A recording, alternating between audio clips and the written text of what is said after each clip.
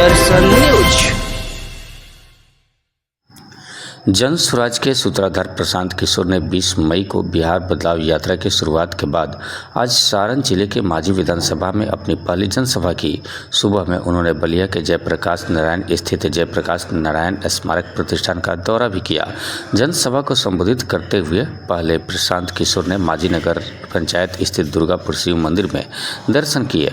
जनसभा स्थल पर पहुंचने के दौरान प्रशांत किशोर का जिले के मांझी थाना बाजार, नवलपुर बंगरा के महाराणा प्रताप चौक, मदन साठ चौक, बरेजा बाजार, दाऊदपुर बाजार, जलालपुर के बस्टीला मोड़, देवरिया, खेराडी, महेंद्र मिश्र चौक, मंगोलापुर चौक आदि स्थानों पर बड़ी संख्या में लोगों ने स्वागत किया। इसके साथ ही जलालपुर नगर पंचायत के बाजार में भी हजारों की संख्या में उपस्थित लोगों को जनसभा के रूप में संबोधित किया। जनसभा को संबोधित करते हुए प्रशांत किशोर ने कहा कि बिहार में अधिकारी और नेता राशन कार्ड बनाने से लेकर जमीन की रसीद कटाने तक के लिए रिश्वत ले रहे हैं, जिससे आम लोग परेशान है। इसलिए अगली बार वोट लालू, नीतीश और मोदी के चेहरे पर नहीं बल्कि अपने बच्चों के चेहरे को देखकर दीजिएगा। उन्होंने मांझी की जनता से अपील की कि उन्हें और उनके बच्चों को लूटने वाले नेताओं को वोट न दे, अगली बार अपने बच्चों के लिए वोट दे और बिहार में जनता का राज स्थापित करे। सारण से वीरेश सिंह की रिपोर्ट। प्रखंड के ग्रामीण जनता को हम प्रणाम करता हूँ, अभिवादन करता हूँ। आपने धूप में आकर ये हम लोग हमारे नेता प्रशांत किशोर जी को देखने सुनने आए हैं। साथ ही साथ मैं और प्रशांत जी को धन्यवाद देना चाहता हूं कि आप हमारे मांझी के धरती पर आए। आपका बहुत बहुत अभिनंदन, स्वागत है। इसी साथ मैं अपने वाणी की विराम देता हूं। जय जन स्वराज, जय बिहार। अपने बच्चे की चिंता नहीं कर रहे हैं तो नेता आपके बच्चे का चिंता क्यों करेगा? अब कोई खड़ा होकर कहेगा कि भैया इसका क्या गारंटी है कि बिहार में हम अपना बच्चा के पढ़ाई रोजगार के लिए वोट देंगे तो मिलेगा? किसको हम लोग वोट दें? लालू को दे कि नीतीश को, मोदी को दे कि जन स्वराज को? अभी हम आपको 2 मिनट में जादू दिखाएंगे। चाहे आप जिस किसी को वोट दे दीजिए, आपके बच्चे को पढ़ाई रोजगार मिलेगा ही मिलेगा। हमारी बात पर भरोसा मत कीजिए। अभी जादू देखने के लिए दूसरे सवाल का जवाब दीजिए। जरा सोच के बताइए, आज तक आपने जिस नेता को वोट दिया, उन नेताओं ने आपके और आपके बच्चों का काम किया है कि नहीं किया है? हाथ उठाकर बताना। जनगणना गिनती पूरा बिहार में कराया है कि नहीं कराया है? अरे जाति का जनगणना हुआ है कि नहीं हुआ है? हुआ है। आपने हमने वोट दिया मोदी जी का भाषण सुन के कि मोदी जी गुजरात में बड़ा विकास किए हैं। तो भैया मोदी गुजरात में तो विकास कर रहे हैं। पूरा देश का पैसा ले जाके गुजरात के गांव-गांव में फैक्ट्री लगा रहे हैं और पूरे बिहार से, छपरा से, मांझी से, एकमा से आपके हमारे बच्चे गुजरात में जाकर नौकरी मजदूरी कर रहे हैं कि नहीं कर रहे हैं? अरे बोलो, आपके बच्चे जाकर मजदूरी कर रहे हैं कि नहीं कर रहे हैं? तो भैया कौना बात पर वोट दिए हो जो नहीं मिला?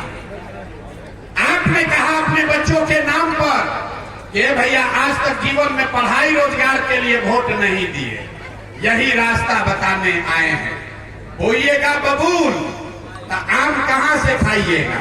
वोट दोगे 5 किलो अनाज के लिए तो आपके बच्चों के लिए रोजगार कहां से मिलेगा? वोट दोगे जाति के नाम पर तो आपके बच्चों के लिए पढ़ाई कहां से होगा?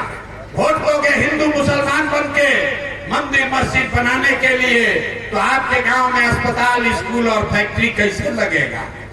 आपने अनाज के लिए वोट दिया, अनाज मिल रहा है।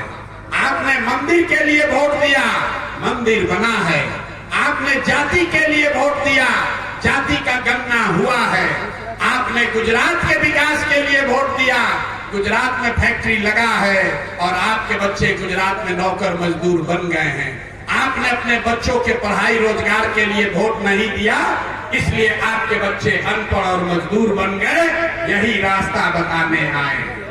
अगर आप अपने बच्चों की चिंता नहीं, ऐसे शगुन है। कल मैं जेपी के घर गया था और सैकड़ों करोड़ रुपया खर्च सरकार का, जनता का पैसा खर्चा होने के बाद भी वहाँ पर जो स्थिति है, कल वहाँ गए तो पता चला यहाँ बिजली ही नहीं है।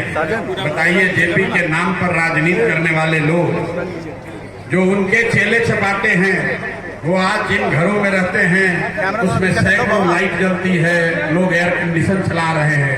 और जिस जेपी के नाम पर वहां पहुंचे हैं उसके घर में एक बल्ब भी उनके घर में नहीं जल रहा था। लेकिन मुझे खुशी है कि कल मीडिया के माध्यम से जब इस बात को उठाया गया है तो सरकार डर से ही सही लेकिन आज उन्होंने बिजली वहां लगा दी है, ये खुशी की बात है। लेकिन ये दिखा रहा है कि अगर जनता खड़ी हो, अगर आप अपने हक की आवाज उठाएंगे तो सरकार को मानना ही पड़ेगा, वो चाहे जेपी के घर का बिजली हो या आपके बच्चों के लिए शिक्षा रोजगार हो। अगर आप अपने बच्चों के हक की लड़ाई लड़ेंगे तो सरकार को झुकना ही पड़ेगा, क्योंकि लोकतंत्र में जनता मालिक है, जो जनता कहेगी वो सबको सुनना ही पड़ेगा।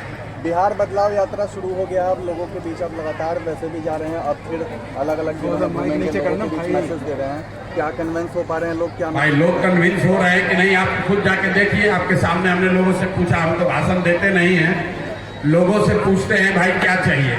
लोगों ने कहा लालू नीतीश मोदी से छुटकारा चाहिए, बिहार में जनता का राज चाहिए, बिहार में बच्चों के लिए शिक्षा और रोजगार चाहिए। लोगों ने यहाँ संकल्प लिया है कि जाति धर्म, नाली गली, हिंदू मुसलमान, मंदिर मस्जिद, 5 किलो अनाज से ऊपर उठकर इस बार बिहार में हर व्यक्ति अपने बच्चों के लिए, अपने बच्चों के शिक्षा और रोजगार के लिए वोट देगा, ताकि बिहार से पलायन बंद हो। हम लोग के भाई बंधु बसों में, ट्रेन में मजदूरी करने के लिए जानवर की तरह जो घर के जा रहे हैं वो रुके, पलायन रुके, बच्चों को यहाँ रोजगार हो, शिक्षा हो। लोगों ने संकल्प लिया है और मुझे भरोसा है कि लोगों ने झूठा संकल्प नहीं लिया है। जो संकल्प लिया है अगर लोग उस पर कायम रहेंगे तो नवंबर में बिहार में एक नई व्यवस्था दिखेगी और बिहार से अंधकार दूर होगा। जैसे जेपी के घर में आज रोशनी आई है, वैसे यहाँ के लोगों की जिंदगी में, उनके बच्चों की जिंदगी में रोशनी आएगी। बहुत बहुत